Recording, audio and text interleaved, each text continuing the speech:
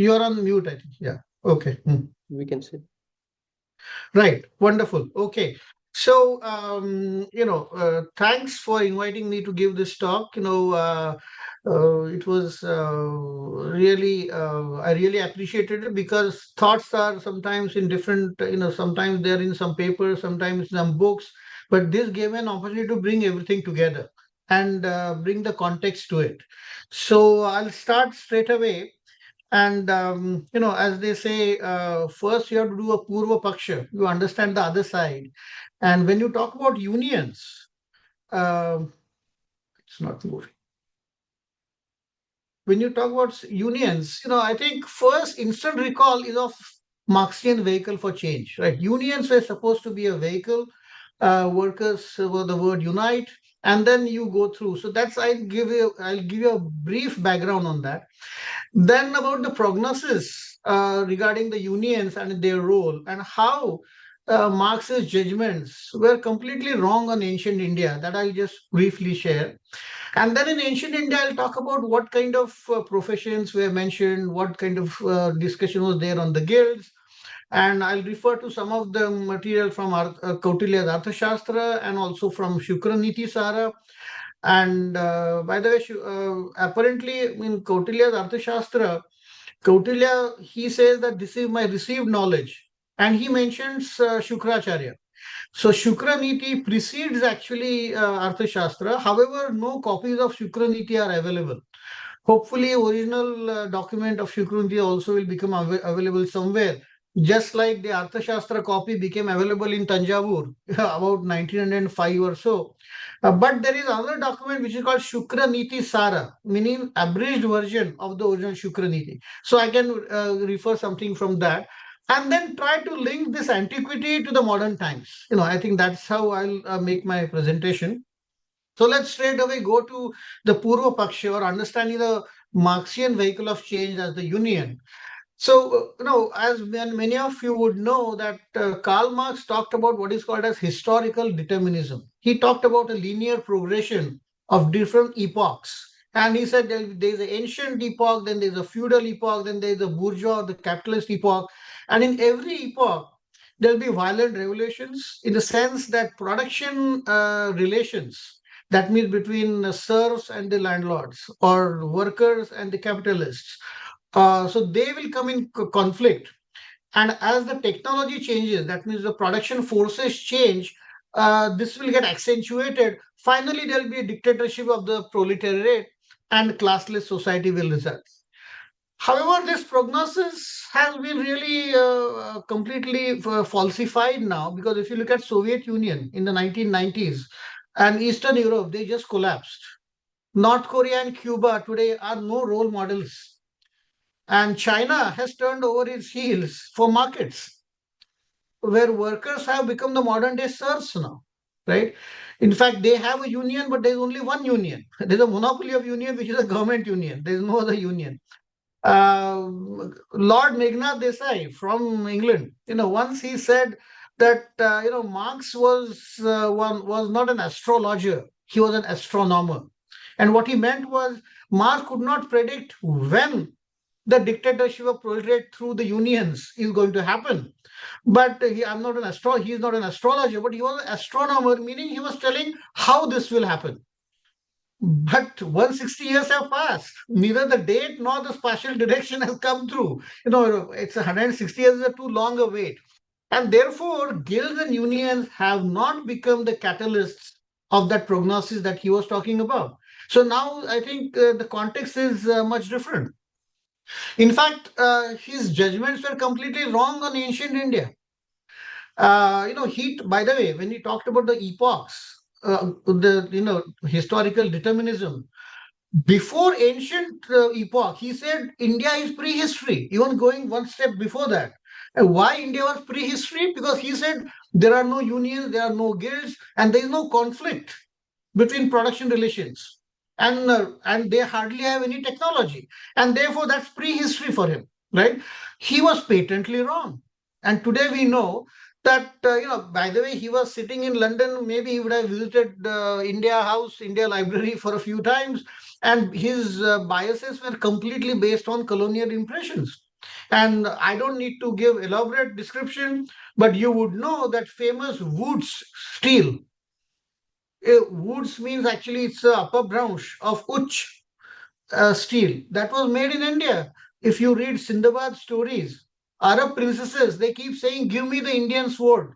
I'll hind the sword, and I'll make sure that I'll take care of the bad guys." So it was well known. Indian steel was very famous.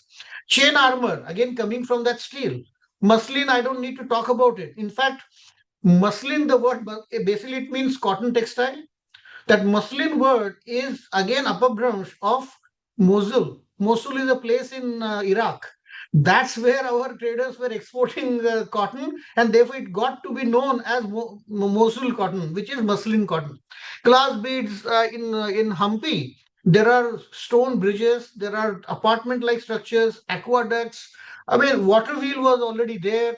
So irrigation system. So I think, and that is about the physical description. But whether you're talking about mathematics, Surya Siddhanta, Natya Shastra, I'm just giving few examples to say that uh, Karl Marx was completely wrong. And it was not a prehistory. It was not that we didn't have technology. It's just that he did not know.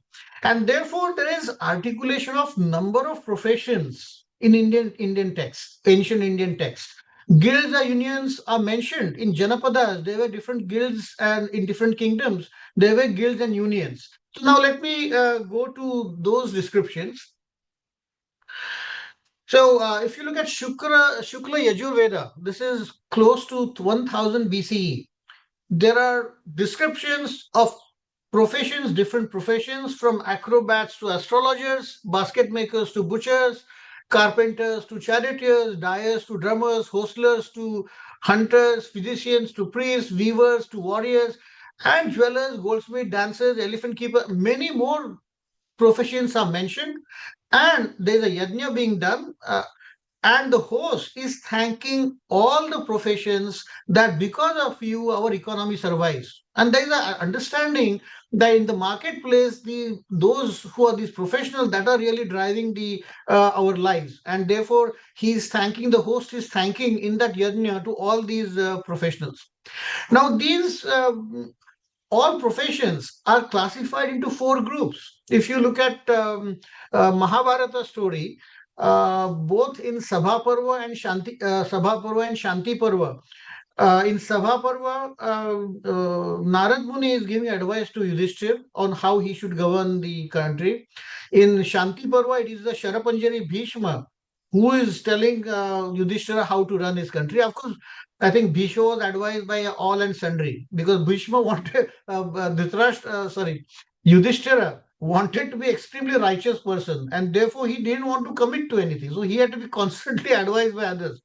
So Narad Muni classifies, he says that look, in your economy, there are four types of professions, if you classify them really. One is farming and farm related. Second is trade, commerce, and manufacturing. Third is animal husbandry. And fourth is lending at interest, that is banking. Now, imagine many millennia ago, banking was an accepted profession in India. If you look at the Western tradition, all the West Asian religious traditions are completely orthogonal to charging interest. Charging interest is sin, right? And the famous Shakespeare's Merchant of Venice drama, right? The most famous statement is a pound of flesh and not a drop of blood. Where is that coming from? The Jewish moneylender, poor fellow, he had to charge interest. He could charge interest from non-Jews. Christians and Muslims just cannot charge interest to anybody, but Jews could charge it to non-Jews, and therefore Jews were villainized, right? And therefore that story goes. Anyway, so these are the classification that has been done by Narad Muni in Mahabharata. In Sabhaparva, there is a discussion on this. Of course, Marx certainly had recognized that there are two fundamental rights for workers. He said locus standi and field of activity. right? He talks about it in Das Kapital. Logo standa is where I stand. Really, very word to word translation would be where I stand. I belong. That place belongs to me. I must have right to where I stand. And field of activity, whatever professions I undertake, I need space, and therefore those are two fundamental rights that Marx is talking about. Lo and behold, exactly same has been said second century, circa second century common era by lawmaker Narada. Now this Narada is not Narad Muni, but lawmaker Narada, another one. Narada Smriti he wrote, and he's saying a person's living space and his field of work are considered as the two fundamentals of his existence. Therefore, let not the king upset either of them, for that is the root of the householders. So this idea about workers having right for themselves and to do economic activity was very much there in the Narada Smriti. You don't have to wait till 1850s. Many millennia ago, this was already said. Let me talk about the symbiotic relations that come through in this literature. Uh, Guilds and unions in India were called as Nigama, Sangha, Nikaya, or Shreni. These are mentioned in the famous Sanskrit thesaurus called Amar Kosh by Amar Simha, and he wrote in the 4th century CE. In fact, there again, Amar Simha says that this is based on previous knowledge. So again, this is a received knowledge they are saying. That means there must have been some other texts also prior to this. So Sangha, Nikaya, Shrenis or unions or guilds existed much before 4th century that we talk about. There are descriptions that these sanghas and nikayas are supposed to implement the development plans of the republics chalked out by the king. Now, these development plans meant what kind of karkhanas or what kind of manufacturing activities are to be done, how the workers should be hired. There are also texts which say that these guilds or unions must manage king's finances and trade related matters. There are descriptions where they could sometimes pay for the public buildings and even army operations. And many times these sanghas were deputed by king to deal with other kingdoms. So no, today, along with Jaishankar, our foreign minister, maybe CIA Fiki will go to Delhi to talk to Trump. But these are the Fikis or the CIs of those times. Those were the sanghas or unions that we are talking about. So they had a very important role to play in the economy of the kingdom. The question was who should become the head of the unions, right? They were called as Shreshthas or the Jeshthas, right? These are the terms used for the ones who would head the guilds or the unions. And clearly in Brihaspati Smriti, so there are many Smritis, right? Unfortunately, we only know of Manusmriti, which was popularized by the British, because in 1757, after loss of Plassey, we lost the War of Plassey, and then British took over Calcutta, and they became Bengal became the British bridgehead.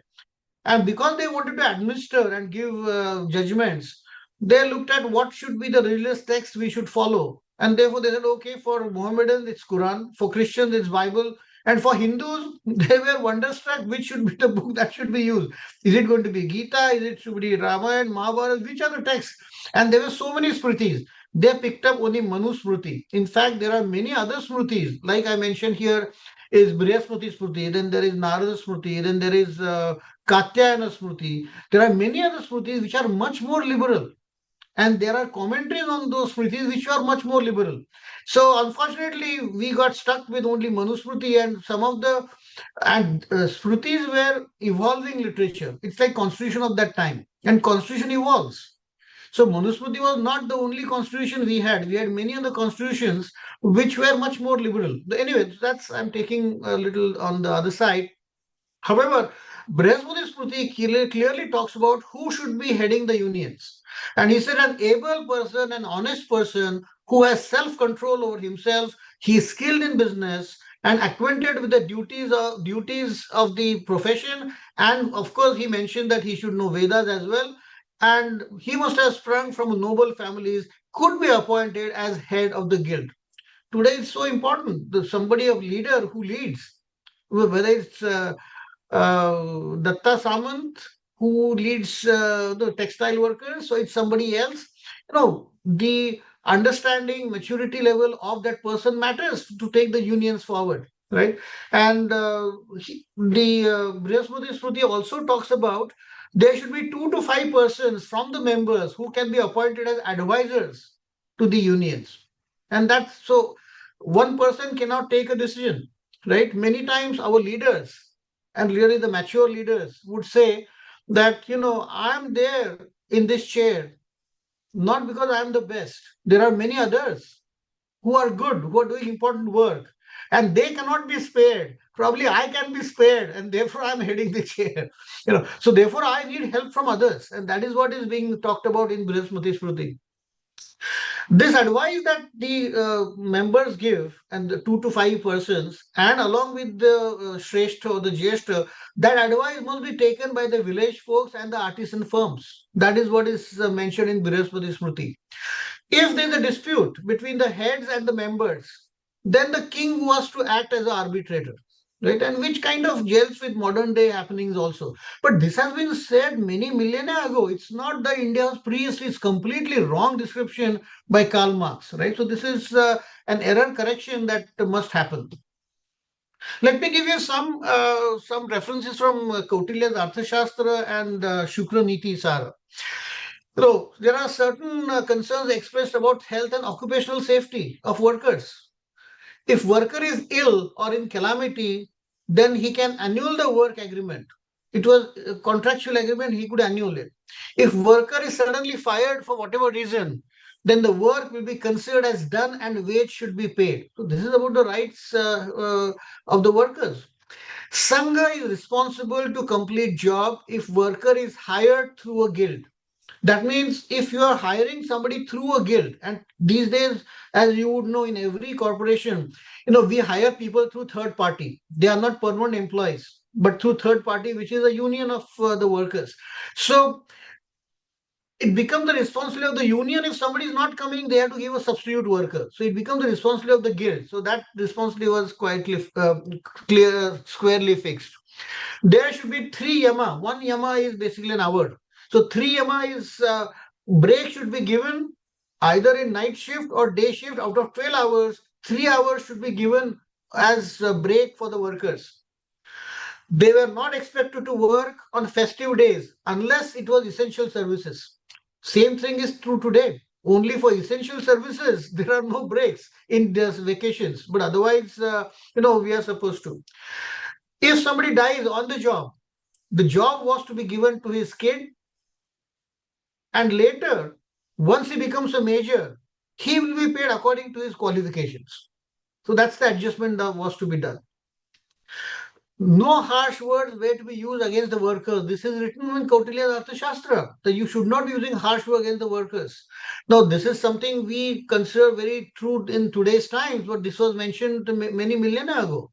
Dishonoring women workers was punishable offense. This is coming from Arthashastra.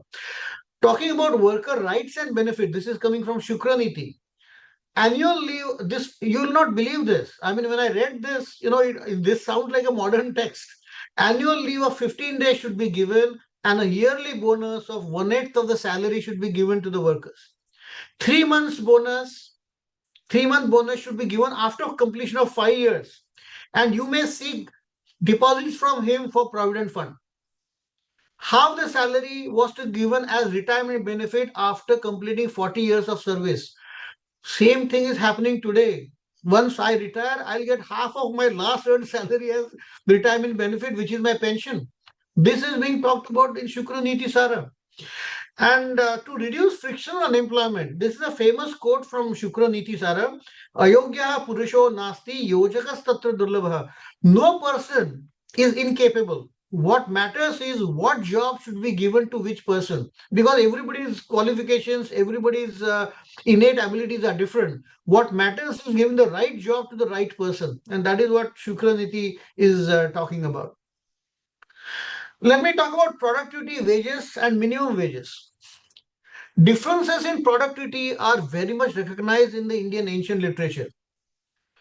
If you just look at Gita, chapter 14, verse 13. Chaturvarnyam maya srushtam guna karma vibhagashaha. Your acumen and your actions decide your profession, right? What you do. It's nothing, of course, there could be a separate session on whether it was birth based. Never ever our literature has said that it is birth based. It was based on guna karma, right? And this relates to what Adam Smith was saying in the 18th century, mid of 18th century, 1770 really. Adam Smith is saying difference between a philosopher and a street porter is not the cause of division of labor, but it's a consequence of division of labor. The difference seems to arise not so much from nature as from habit, customs, and education. And that's precisely what Gunakarma Vibhagashaha is Gita is talking about. Kautilya's Arthashastra says the same thing. In India, we have what is called as a pay commission. I don't know whether in Europe you have pay commission also for government employees, right? Every 7, 8 years, a new pay commission comes in. So I'm now waiting for the eighth pay commission to come in so that my salary will go up. But like modern day pay commission, Kautilya talks about a wide range of salaries starting from 60 panas to an unskilled labor and palanquin holder to 48,000 panas. Panas is the currency at that time to army general and king's advisor. Now, this wide range is required to ensure productivity differences, otherwise, corruption will set in. If our IAS officers are not paid well, there is always an incentive to get do some bribery or corruption through corporate channels. So, therefore, productivity differences were essential, and that is what Kautilya is talking about. In Shukraniti, he talks about wages. He talks about there could be a wage piece rate or there could be a daily rate or a combination of the two, and that must be mentioned in the contract. He's saying low, medium, and good wages could be given according to qualifications. However, he qualifies that also by saying that even the low wages should cover maintenance of the worker and the dependents. So, this is the minimum wage that we are talking about in modern times. Minimum wage should cover basic needs of the family, right? This is the efficiency wage concept that today we talk about. This is something we must share with everyone. When we talk about ancient Greek and Romans, and we never even care to think that whether slavery was allowed or not. It was allowed officially in Egypt and in Greece and in Roman Empire also. Officially, mass slavery was present, and large mass of slaves would be owned and used by a privileged few. Aristotle, of all the people, philosophers from the Western world, ancient world, Aristotle explicitly believed that some are by nature slaves and that slavery was both expedient and right. And this, I'm not saying I'm quoting from Galbraith's History of Economic Analysis. The latest edition is 2017. That's what he's been quoted. But this doesn't become that popular in the world. Only thing is people will talk about caste system. For unfortunately, I don't know why that comes up every time, but nobody talks about this. In India, Kosambi, D. Kosambi, one of the doyens of Indian Marxist historians, he has said that slavery was never a marked or important part of Indian economic thought, and Marx never understood this. McCrindle again says no slave owning society was there in India just like Greece. There could be a separate, discussion on jati, varna, and caste, but that is not the, topic of our session today. But I'll keep that aside. So, in Kautilya's Arthashastra, there were what is called as bonded labor, and that was called as ahitaka. And ahitaka or the bonded labor would come because of debt defaults or they were convicts and therefore they were used as bonded labor. So if there was no slavery, there could be at the individual level, there could be a bonded labor, or what is called as ahitaka. However, they had the rights and could be freed by redeeming through savings. So, and how is it that possible that he could earn savings? The minimum wage was same for the ahitaka, same as the free laborers, the most unskilled labor. And therefore, whatever he could earn through his savings, eventually he could free himself or herself.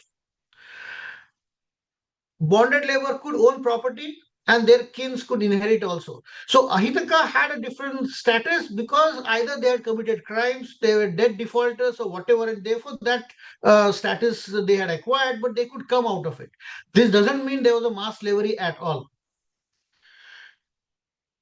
Let me now talk about, why should we even study all this, right? I mean, Purana mein sab likha hai. Everything is there in Purana. So what, right? So Michael Drews, one of the philosophers, he has said that science without history is like man without memory.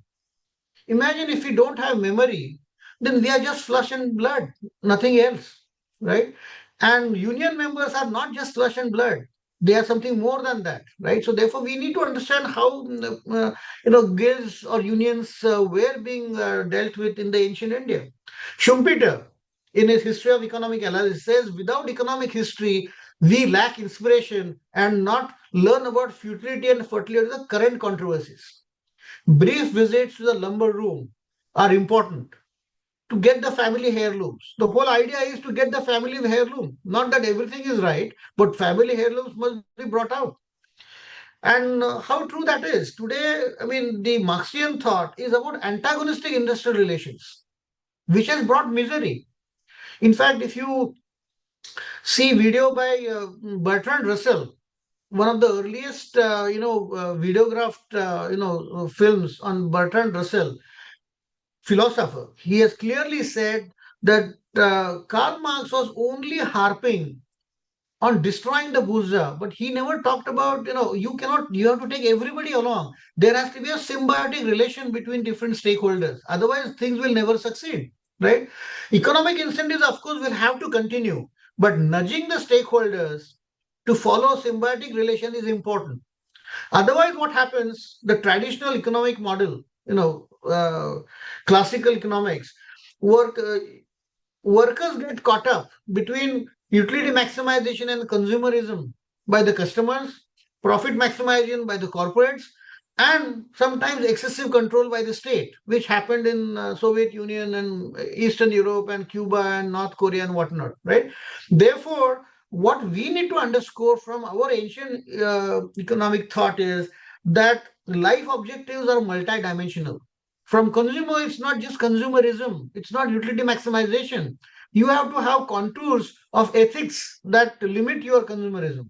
Even for corporates, profit maximization cannot be the sole objective, right? You have to have contours of ethics along with it. And same is true for the state. And therefore, dharma, artha, kama, and moksha are the four life objectives. It is a multi-dimensional objective of life that Western world has missed out on. The economic theory is based on profit maximization and utility maximization, and workers get caught in the middle, right? So, sensitization of this ancient value system has to be brought through in the stakeholders.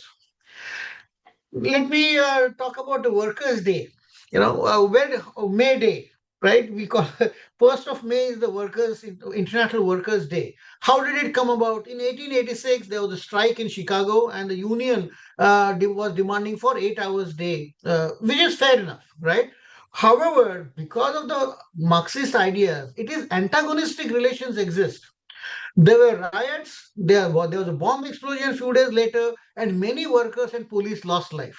Now, this is the bloody revolution I think they are talking about, which leads to class conflict, and therefore you will go to the other next epoch, and finally the proletariat will succeed. But that has never happened. I think we need symbiotic relations, and that comes through our ancient Indian civilizational values, right? Today, many countries do not celebrate May 1st as the International Labour Day. From Australia to Afghanistan, Canada to Korea, Japan to Jamaica, New Zealand to Netherlands, UK to USA, and many more do not celebrate 1st of May as the International Workers' Day. I understand in UK is the first Monday of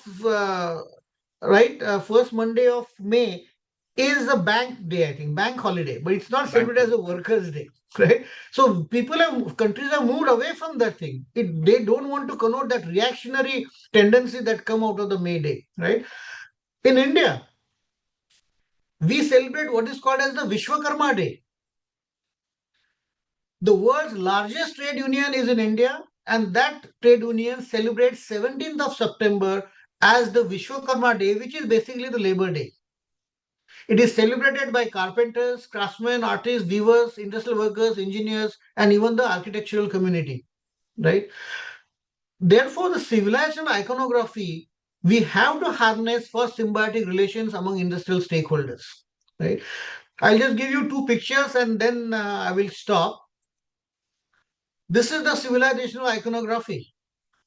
Vishwakarma with his five sons, and these five sons are carpenter, blacksmith, bronzesmith, goldsmith, and stonemason. When you talk about, so there are no, there is a propositional knowledge, that is scientific knowledge, and there is also historical knowledge, layered historical knowledge coming through our Puranas, Itihasa, and Mahabharata and Ramayana. Those stories are woven in such a way that you learn some values and that can be brought into practice in industrial relations. And this is what the story of Vishwakarma is all about, right? So you don't want antagonistic relations. Union should be where it should be a bridge between consumers, producers, and the government. So there has to be a symbiotic relation. That is what the Puranic stories are talking about. Even, I mean, just little aside, Panchatantra stories have a moral at the end. Tom and Jerry have no moral at the end. They are just enjoyed for the sake of it. You laugh it out, kids laugh it out, and that's the end of the story. But Panchatantra stories give moral. Similarly, our Puranic stories, like Vishwakarma's iconography, give us these moral values for symbiotic relation.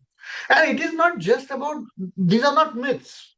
Uh, Puran, Ramayana, Mahabharata, because we have so much multi-millennial civilizational history, there are layers and layers of it. Stories might have changed over time, but there is a yardstick of what actually must have happened also. Around that, embellishment might have happened. Just to make that point, if you happen to be in Mumbai next time, right, just visit a place called Nala Sopara. Nala Sopara is a place near Mumbai, and in Chakreshwar temple, there is a Vishwakarma statue, the divine engineer. And many of you, if you are engineers, you can relate to this. Look at it. In one hand, there are three faces. One face is looking through an instrument like this on the left side. This is looking like a theodolite. A theodolite is one that is used for looking at the leveling. You know, when you're on the road construction, you see such instruments. On the right side, you have a measuring tape. Again, at the bottom on the left side, there is a wire. This is a thread, which is the plumb bob. Plumb bob is used to figure out whether the wall is straight or not, vertically orthogonal to the ground or not. And then there is a canister in the fourth hand. So Vishwakarma is really representation. He is the patron saint of unions and workers and guilds in India.